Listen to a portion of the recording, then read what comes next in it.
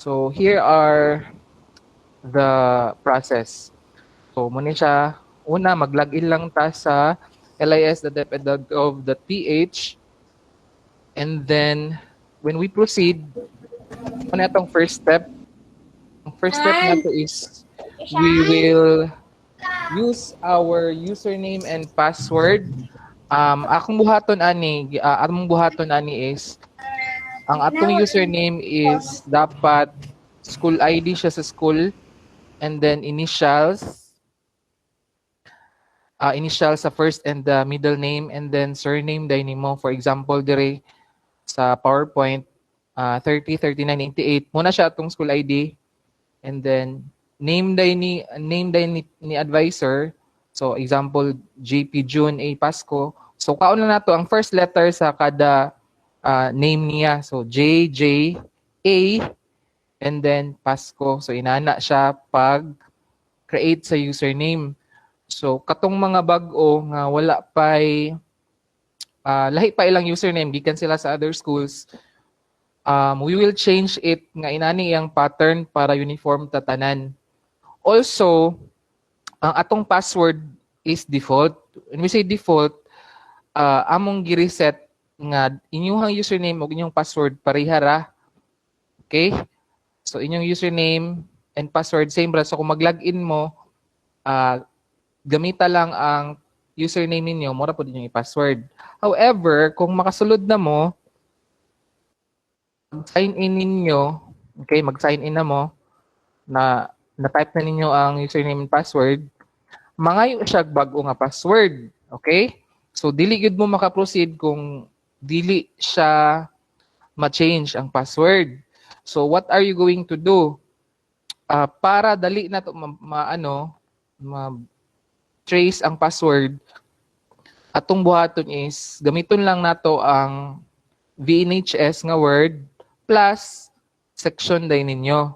For example, kang Sir JP kay Lino Broca man siya, so atong ibutang is VNHS Lino Broca. All caps, so capital letters na siya tanan. Okay?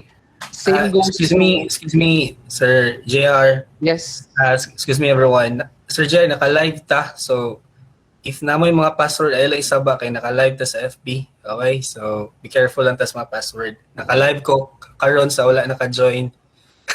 Sorry for interruption. Okay, so careful ta sa mga password. Thank you. Okay, sige. Lagi kay kuan man ni confidential. But if kanang galisod yun mo og create sa inyong own password, like di mo ganahan og ginani nga pattern, you can still use your own style of password. Let's say, kung unsa inyong password sa Facebook, mura pod yung i-password sa LIS, then go. Okay ra gyud kaayo, wala problema.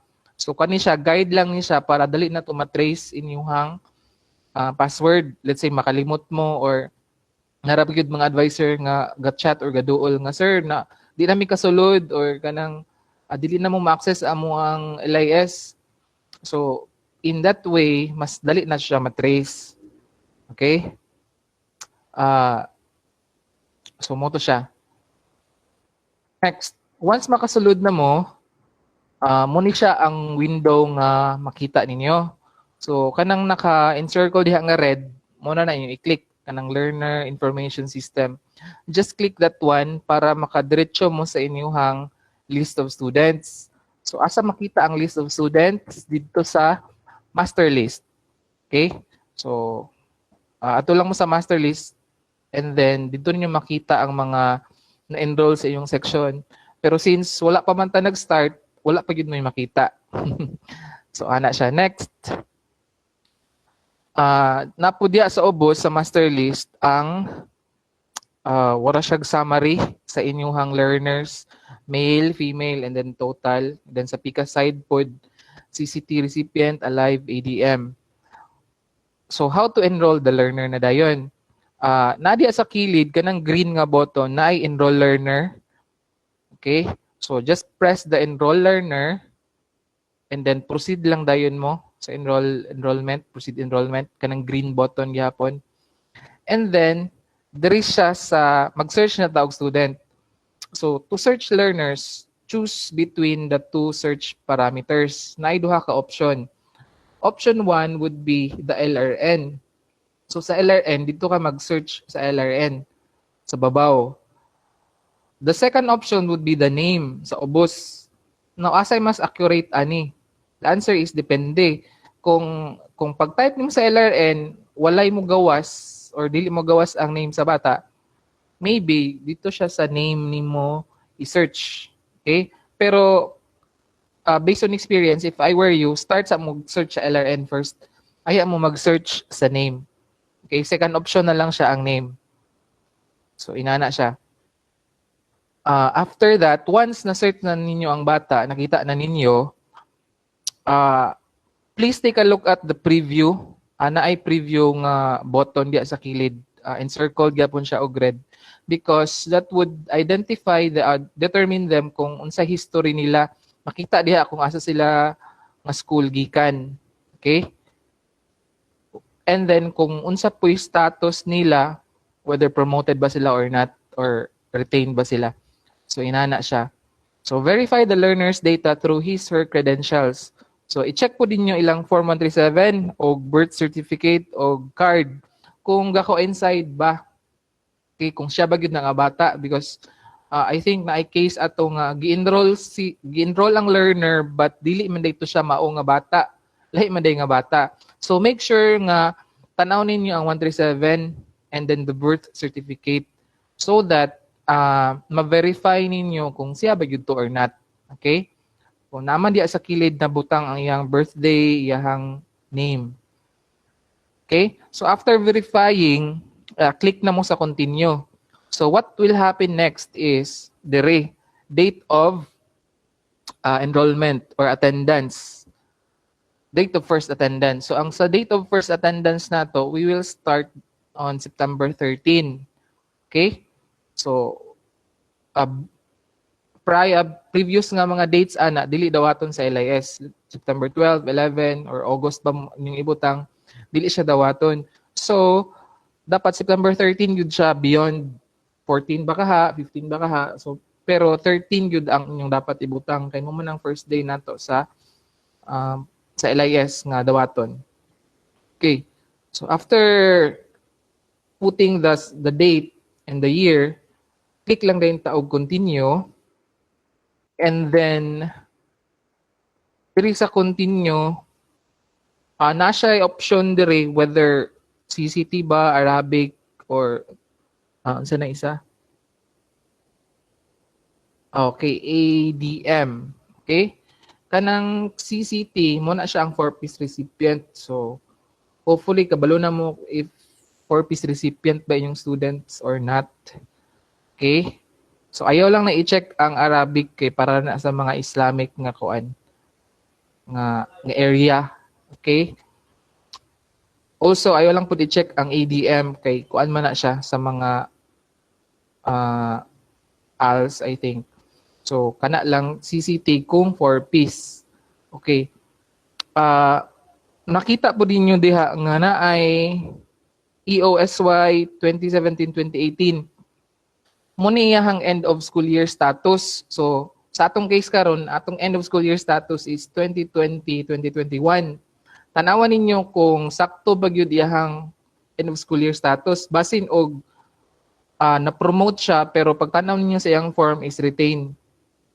There are a lot of cases gyud nga warag kanang hasta enroll lang bitaw, enroll pero wala nila wala nila compare ang katong sa form kung sakto ba gyud, is it promoted bigud ang bata or not. So i-check yun ninyo kay kung dili siya promoted, retain siya, so atong i-revise iyahang end of school year nga status.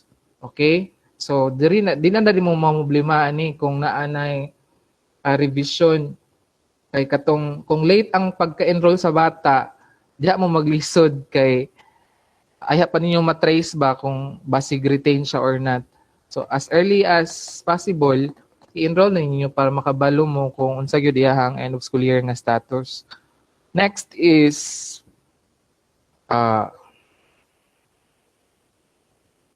okay, this one, guardian or diri sa guardian, diri nyo may butang ang person other than parents. Okay? This includes stepfather or stepmother. butangan gyapon nato ni siya data dere. Okay?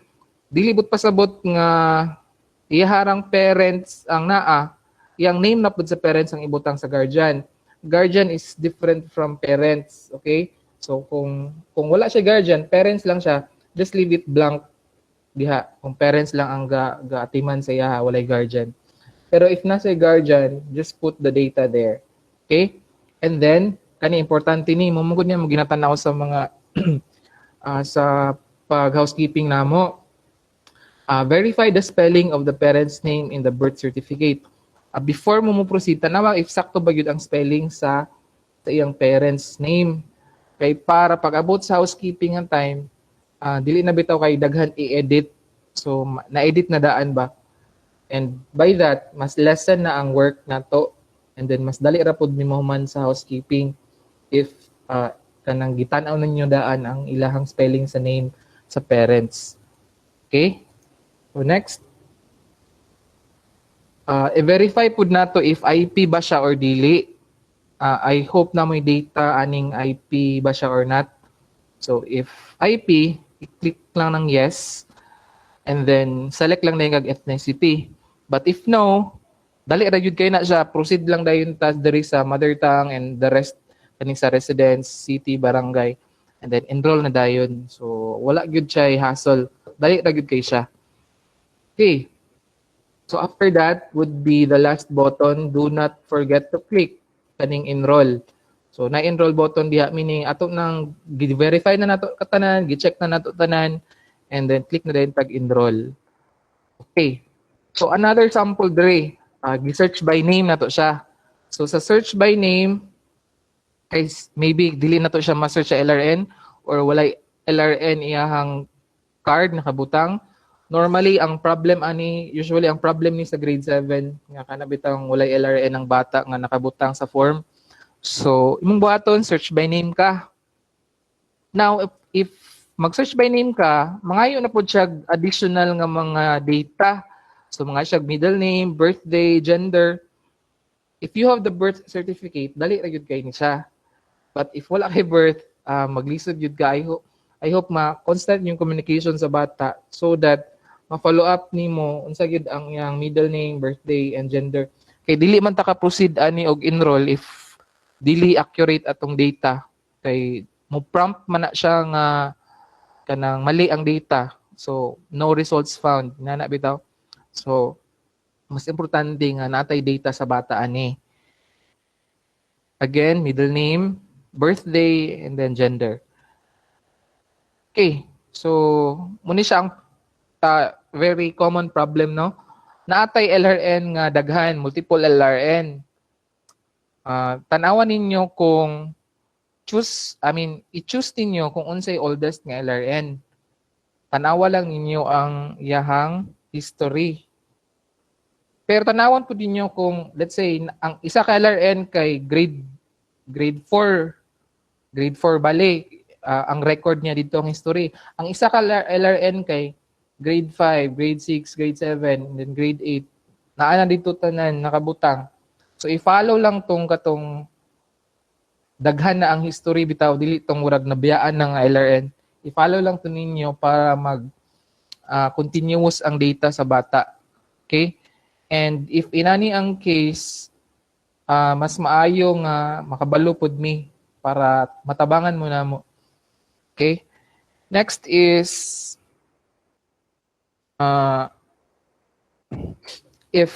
please refer if dili gud makita ang bata, please refer the problem in the LIS administrators o kami to siya. So do not create a new record. Hopefully wala na tay case nga mag-create og new record since dugay naman kay ning LIS, I think 2014 na LIS. So imposible kayo nga wa pa gyud na-enroll ang bata. Na-enroll na gyud na siya. Not unless balik aral siya nga urag dugay na pud kay siya nga wa ka balik og eskwela, like 10 years na siya wa ka balik og eskwela. Kana sure ko wala gyud na siya record sa LIS. Pero if ang bata 3 years lang nga niundang or kanang 4 years nga niundang, sure ko na gyud na siya LIS nga record. Okay, kay ga-exist naman ang LIS ana nga mga periods of time.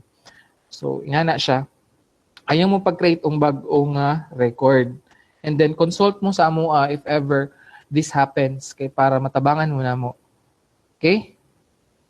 So, that's the end sa ato ang enrollment process. And later on, if you have questions, pag-ask lang mo kay, we will answer those questions deliberately. Thank you.